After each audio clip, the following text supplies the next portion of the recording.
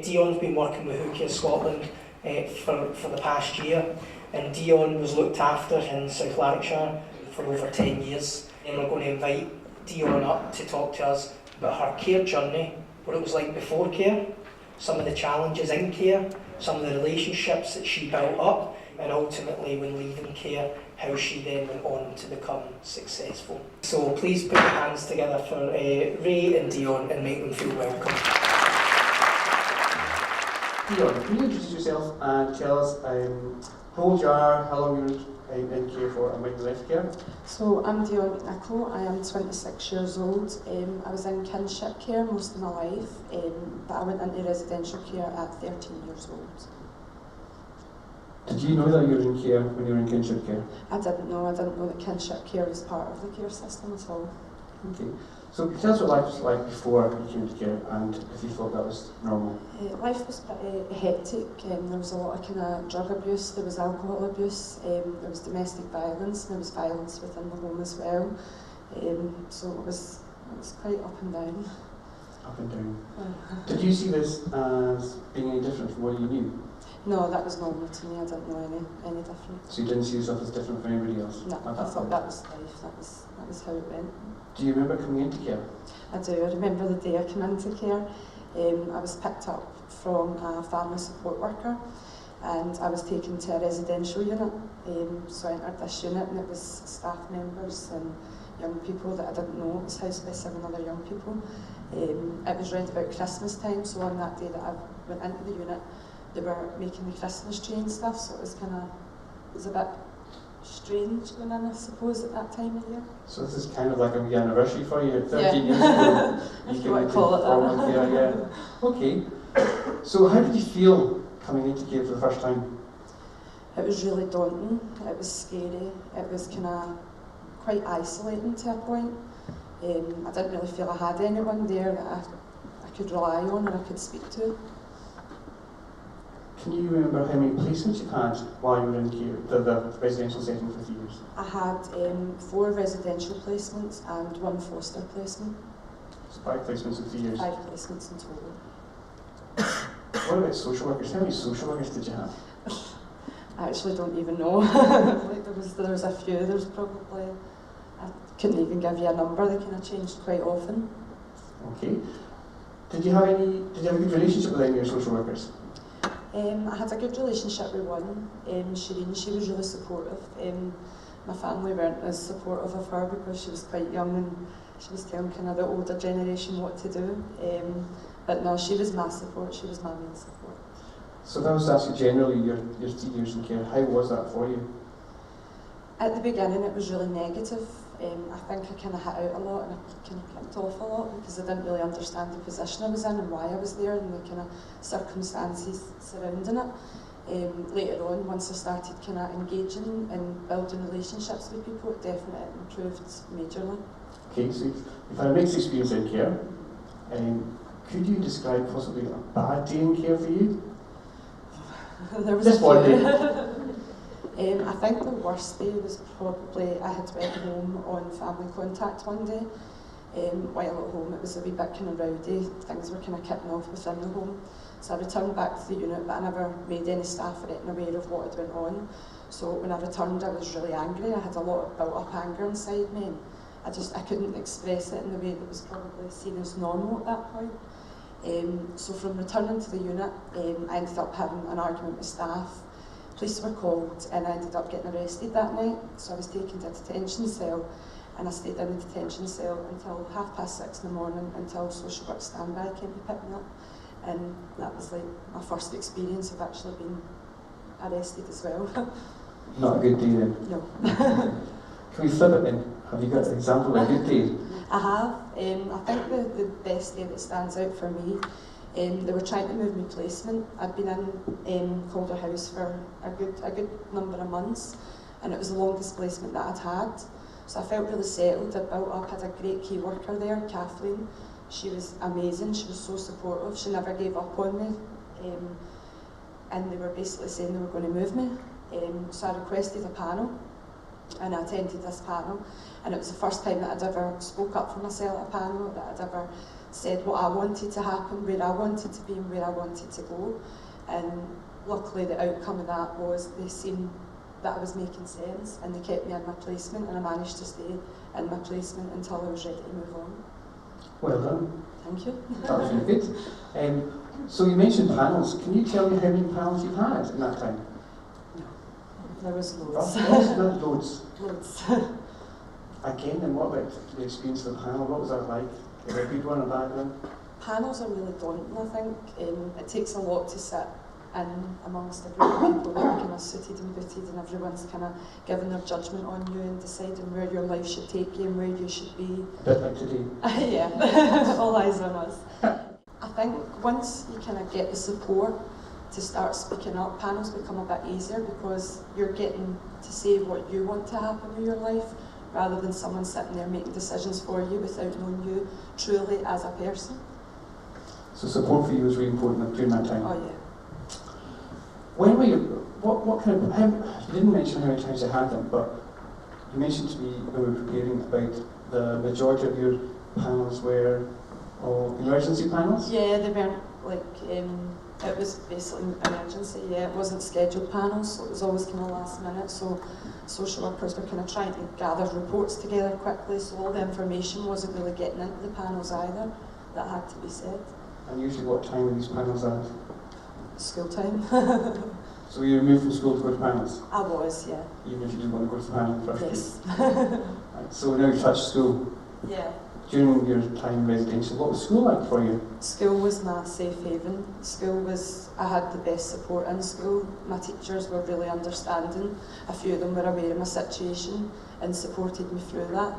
So it was really nice to have that support and for them to be aware of my home life as well. Before I went into residential care, my school was aware of that as well. So I had a lot of support from teachers and I didn't feel judged either. So it made it a lot easier to attend school. So you enjoyed school? I did. Did you do well in school? I did. I got 5 standard grades when I left, so I left. I was quite proud of that.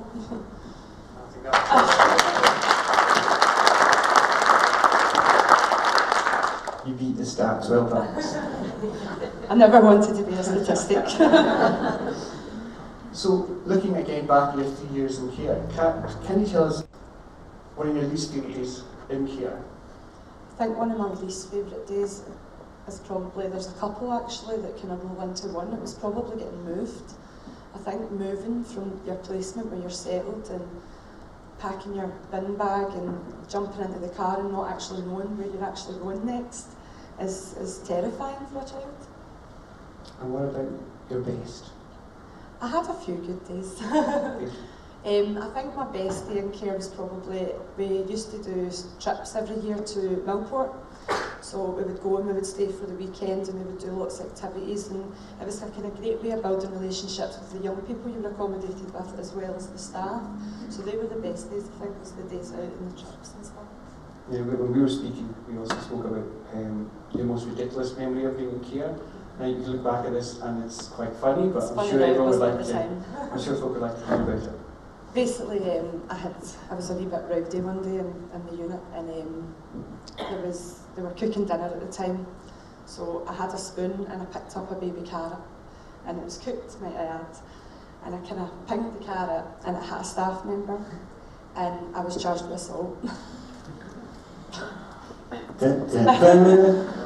Charged us all with a baby carrot. Baby carrot. So that was a ridiculous story, and that was just a bit of fun because you can't look back at that now. I can laugh now. I didn't at the time, but no. So that also takes us to the fact that you've experienced care. What about getting prepared for leaving care? So I got to 16, and unit rules are quite tight. So I felt as if I'd outgrown the unit, and the reason was because of time curfews and things, just kind of things that you weren't really allowed to do. I was 16 at the time. I felt I should be out doing what my friends are doing, being with them, maybe coming in at 10:30, which wasn't allowed. So I kind of made the decision to inform staff that I felt I was ready to leave the unit. I had outgrown it. I was ready to go into my placement, my tenancy. So anyone from a social work background, she wants to be more independent, she wants to be more self-reliant. Responsibility. Responsibility. Were you ready for that? I thought I was at the time until I left, and then I went into my placement. I was in Portwell, which is like supported flats, based in Hamilton. First couple of weeks was great. It was a novelty. I had my own front door. I could come in when I want. I could do what I want. But then I think after a few weeks, I started feeling the effects of not having the support networks around me, of not having someone there 24/7 to speak to, or just if I woke up at 2 in the morning and I needed someone just to have a wee quick chat with, there wasn't anyone there. So I think after a few weeks I realised I'd probably made the wrong decision and I'd left a lot earlier than what I should have. So can you describe to us then, once you've realised this, to before you made this video, what that process was like and what was entailed in that process? So I think it was just basically putting on my big girl pants and facing the world as an adult. Just kind of, at that point it was too late to return to the unit. That wasn't an option back then. So I really just had to go on with it. I had a lot of support from my partner. I've been with my partner for 10 years. So he's been a massive support in my life. I also still had contact with my key worker from the unit at that time. So she was still making visits and calling to check up on me and make sure that I was all good. From there, I kind of done a few kind of work experiences. So where were these? So I went to work in Kibble Education and Care Centre as a residential worker.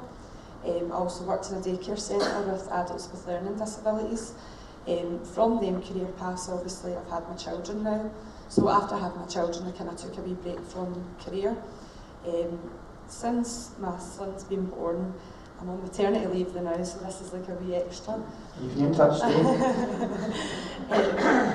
So yeah, I think the biggest support was probably my partner at that point.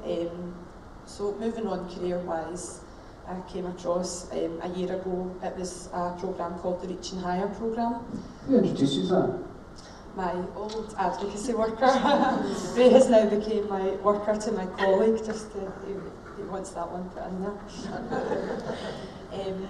Yeah, so last year there was a programme, Reaching Higher programme, and it was for care experienced young people that had maybe had a bit of difficulty getting a career or getting back into kind of the world of work. So I applied to that, and thankfully I was successful in that. So from that I began employment at Who Cares Scotland. My manager at that time, Harriet, was an absolute phenomenal support. Like, I can't big her up enough. She's actually left to go travelling now. So Kevin's now my new manager. But yeah, the support I received was second to none, and it's actually that support that's got me to where I am and been able to work myself to get into the position I'm in now. Well done. Dionne, you've left care now, and you left a good while ago, and you've had lots of time to reflect and gain more experience and get to where you are today. But we have a room full of corporate parents here. So do you have a couple of asks? I do. So my first ask is, don't charge young people in their own home. You wouldn't do it in your own home, you wouldn't pick up the phone to the police for your own children. So I think young people that are accommodated should have the same right. I think make sure young people are ready to move on. They may say they are and they may think they are, and they may fight tooth and nail to prove to you that they are. But I think it's about looking beyond that and realising that they might think that, but they might not quite be at that point. I think building relationships with young people is really important. I think for you to do the work with young people that you want to do, you have to have their relationships. You have to get to know the young person. And I think the fourth one, like, my care experience has kind of been my restraint my whole life, but now it's my power. So my ask to you is, give young people the voice and give them the power. Let them have power. And that's it. Thank you very much, Dionne. Thank you.